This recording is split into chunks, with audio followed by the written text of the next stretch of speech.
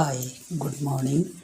അങ്ങൻ്റെ മാതാവ് പിതാവുമങ്ങ്, അങ്ങൻ സഖ ബന്ധുവുമങ്ങു തന്നെ.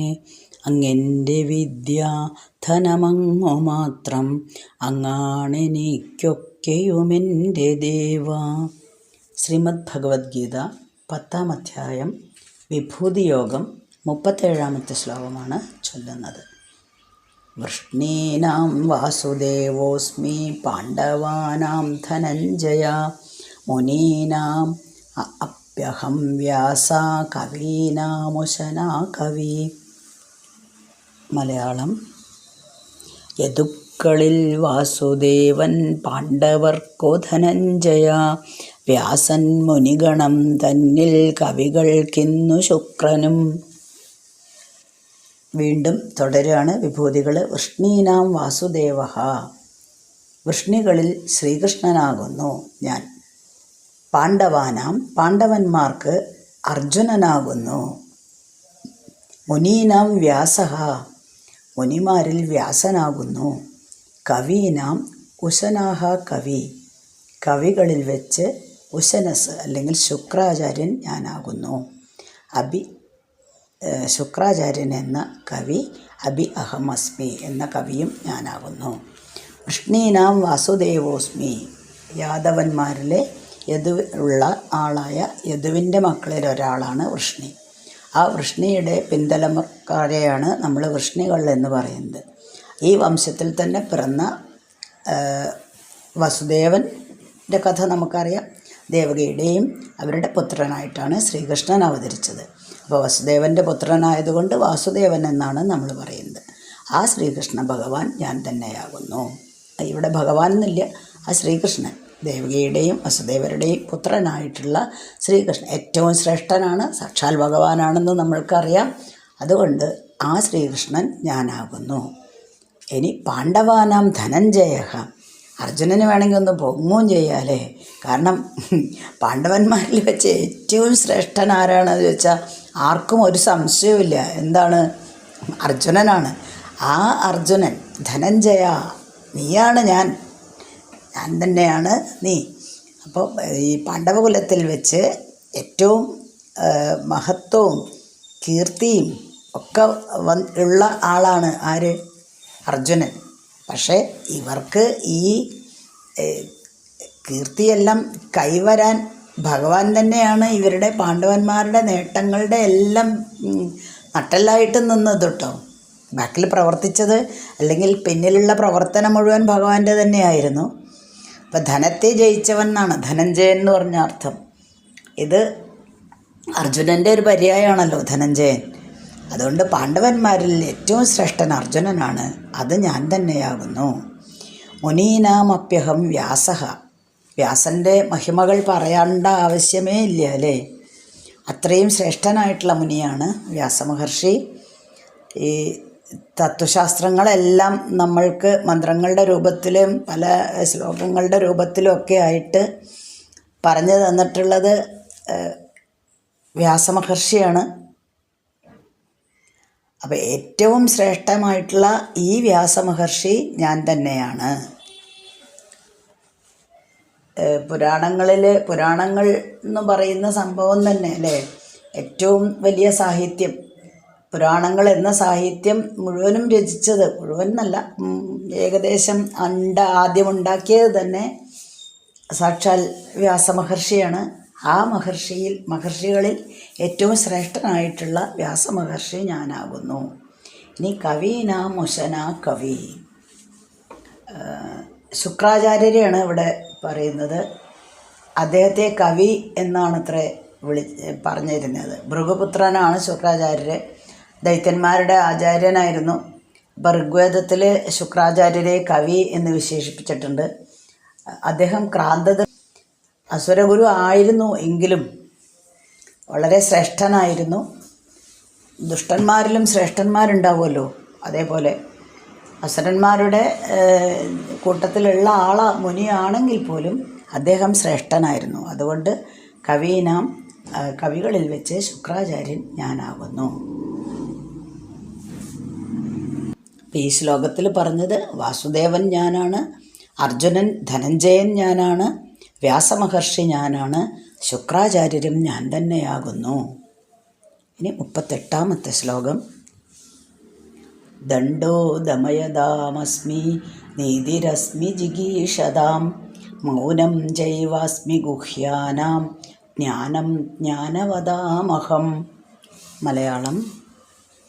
ശിക്ഷകരിൽ ജ്ഞാനാം ജയേച്ഛുക്കളിൽ നീതിയും ഗോപ്യങ്ങളിൽ മൗനമത്രേ ജ്ഞാനികൾ ജ്ഞാനമായതും.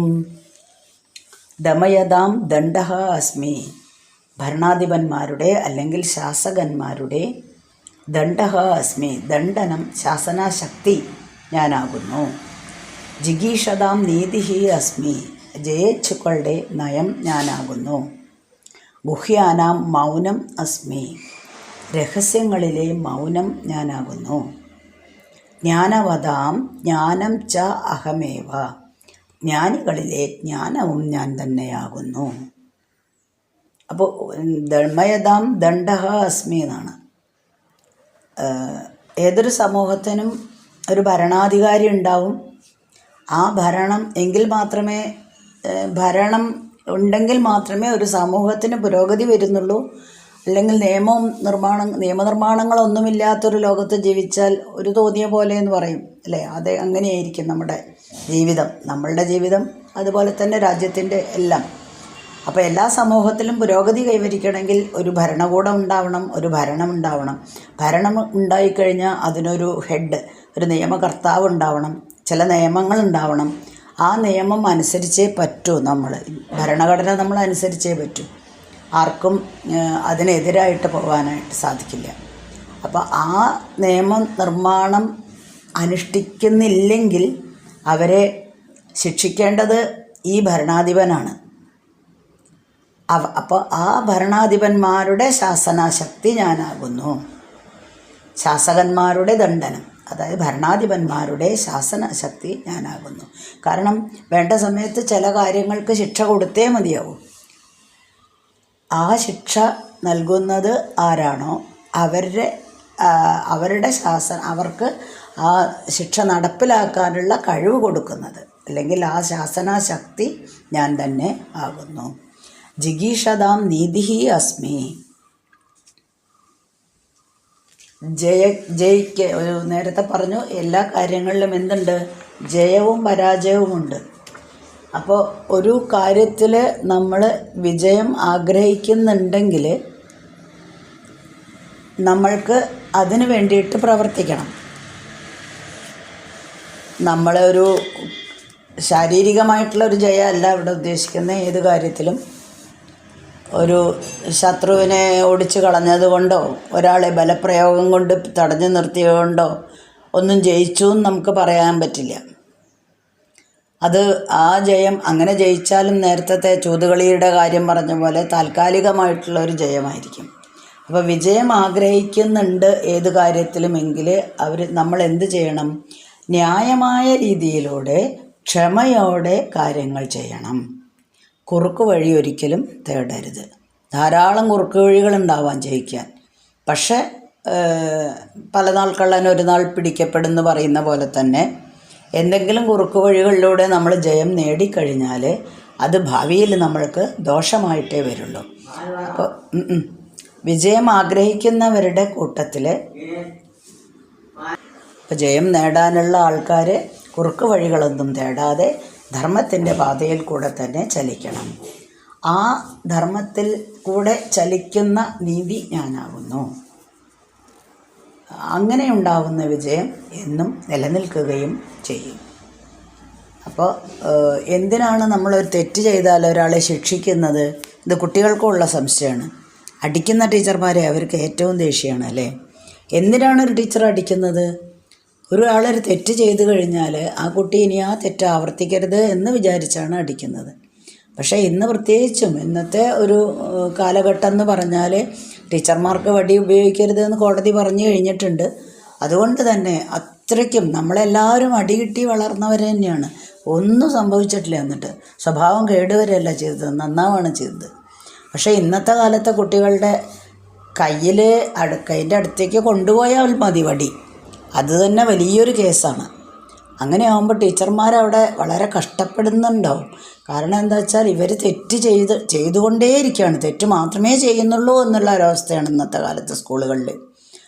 അതിൽ നിന്ന് എങ്ങനെ അവരെ മോചിപ്പിക്കും? ഉപദേശമൊന്നും ഇന്നത്തെ കാലത്ത് നടക്കാൻ പോകുന്നില്ല എന്നാണ് എനിക്ക് മനസ്സിലായത് കേട്ടോ. എൻ്റെ ഒരു അഭിപ്രായം, അല്ലെങ്കിൽ എൻ്റെ അനുഭവത്തിൽ നിന്ന് ഞാൻ പറയുകയാണ്.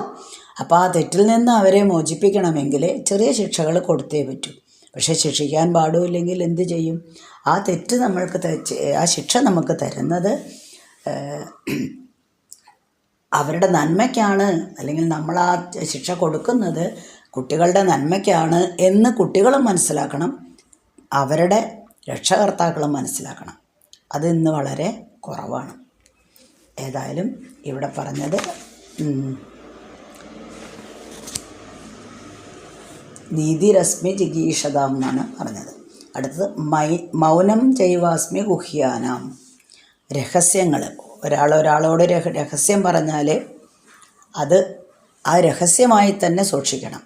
അവരുടെ അനുവാദമില്ലാതെ നമ്മൾ മറ്റുള്ളവരോട് ആ രഹസ്യം പറഞ്ഞു കഴിഞ്ഞാൽ അത് പലതരത്തിലും പല ബന്ധങ്ങളെയും വഷളാക്കും തന്നെ പറയാം. അല്ലെങ്കിൽ ബന്ധങ്ങൾ അകലാനത് ഒരു കാരണമായി തീരും. ചില രഹസ്യങ്ങൾ നമ്മൾ രഹസ്യമായിട്ട് സൂക്ഷിച്ചേ പറ്റൂ. അവരുടെ സമ്മതമുണ്ട്, അത്രയും നമ്മളെ വിശ്വസിക്കുന്നത് കൊണ്ടാണ് ആ രഹസ്യം നമ്മളോട് പറഞ്ഞത്. ഒരാളോട് പറയുന്നു, പക്ഷേ അയാൾ എന്ത് ചെയ്യുന്നു? അടുത്ത ആളോട് പറയണു, നീ ആരോടും പറയരുത് എന്ന് പറഞ്ഞ് ആ ആളുടെ ഫ്രണ്ട്സിനോടോ അല്ലെങ്കിൽ കൂട്ടുകാരോടോ ആരോടെങ്കിലും പറയുന്നു. അവർ അത് അടുത്ത ആളോട് പറയുന്നു. അപ്പം പിന്നെ ബന്ധം വഷളാവാൻ വേറെ ഒന്നും വേണ്ട. ലോകത്ത് എപ്പോൾ അടി നടന്നു എന്ന് ചോദിച്ചാൽ മതി. അത്രയ്ക്കും പരന്ന് സ്പ്രെഡ് ചെയ്ത് പോവുകയാണ് ചെയ്യുന്നത്. അതിന് പകരം എന്നോട് വളരെ കാര്യമായിട്ട് ഒരാൾ നമ്മൾ മാത്രം അറിയേണ്ട ഒരു കാര്യം പറയുകയാണെങ്കിൽ അത് നമ്മുടെ മനസ്സിൽ തന്നെ സൂക്ഷിക്കാനുള്ള ഒരു കഴിവ് വേണം. അതാണ് മൗനം. ആ മൗനം ഞാനാകുന്നു. ഈ രഹസ്യങ്ങൾ സൂക്ഷിക്കുന്നതിനുള്ള മൗനം ഞാൻ തന്നെ ആകുന്നു. അങ്ങനെയുള്ള ഒരു കഴിവ് നമ്മൾക്കില്ലെങ്കിൽ അത് നിശബ്ദതയോടെ കേട്ടിരിക്കുക എന്നുള്ളതാണ് ആ കഴിവ്, ആ മൗനം. മറ്റുള്ളവരോട് പറയാതെ. ഇല്ലെങ്കിൽ ബന്ധങ്ങൾ വഷളാവും. ഇനി ജ്ഞാനവതാമഹം. ജ്ഞാനിയും ജ്ഞാനവും ഒന്നല്ല. എന്നാൽ ഒന്നല്ലേന്ന് ചോദിച്ചാലോ, ഒന്നിൽ നിന്ന് മറ്റേത് വ്യത്യസ്തമല്ല. അപ്പോൾ ആത്മാവും ശരീരവും പോലെയാണ്. ആത്മാവ് ശരീരമല്ല എന്ന് നമുക്കറിയാം, പക്ഷേ ശരീരം ആത്മാവിൽ നിന്ന് വേറെയാണെന്ന് പറയാനും പറ്റില്ല. എല്ലാ കാര്യങ്ങളും അങ്ങനെ തന്നെയാണ് അല്ലേ? അപ്പോൾ നമ്മുടെ മനസ്സിൻ്റെ ഒരു പ്രത്യേകതര പ്രകടനമാണ് ഈ ജ്ഞാനികളുടെ ജ്ഞാനം എന്ന് പറയുന്നത്. അതുകൊണ്ട് ജ്ഞാനികളിലുള്ള ജ്ഞാനം ഞാനാകുന്നു. ജ്ഞാനം ജ്ഞാനവതാമഹം. ഇനി ഇതിനെല്ലാം സംഗ്രഹിച്ചുകൊണ്ട് അടുത്ത ശ്ലോകത്തിൽ വീണ്ടും പറയുന്നു, ഇതുവരെ പറഞ്ഞ എല്ലാ കാര്യങ്ങളും ഞാൻ തന്നെയാണ്. ഈ ശ്ലോകത്തിൽ എന്തൊക്കെയാണ് പറഞ്ഞത്? ദണ്ഡോ ദമയതാമസ്മി. ശാസകന്മാരുടെ ദണ്ഡനം ഞാനാണ്. ജയിച്ചുക്കളുടെ നയം ഞാനാണ്. ജയിക്കാൻ ആഗ്രഹിക്കുന്ന ആൾക്കാരുടെ യഥാർത്ഥത്തിലുള്ള നീതി, അതായത് മറ്റുള്ളവർക്ക് ദോഷങ്ങൾ ചെയ്യാതെ ശരിയായ പ്രവർത്തനം, ശരിയായ ജയം നേടുക, ആ വഴി. രഹസ്യങ്ങളിലെ മൗനം ഞാനാണ്, ജ്ഞാനികളിലെ ജ്ഞാനവും ഞാനാകുന്നു. 38 ശ്ലോകങ്ങളാണ് ചൊല്ലിയത്. ഇനി 39ാമത്തെ ശ്ലോകം അടുത്ത ദിവസം. അസ്മിൻ പരാത്മന്നനുപാത്മകൽപ്പേ ത്വമിത്തമുത്ഥാപിതപത്മയോനി അനന്തഭൂമാമരോവശിം നിരുന്ധിവാദാലയവാസവിഷ്ണോ